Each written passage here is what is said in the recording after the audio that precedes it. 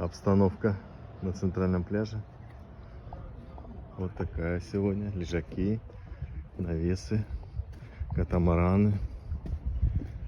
Сейчас посмотрим воду.